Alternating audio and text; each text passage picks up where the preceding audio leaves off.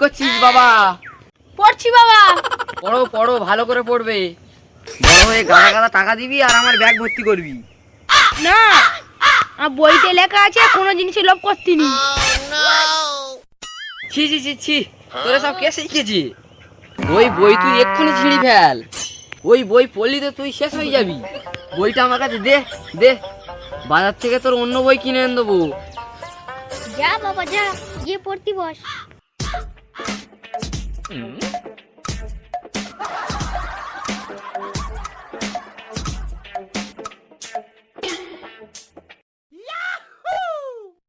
আচ্ছা, বই পড়ে কি হবে তুমি জানো না কাকা?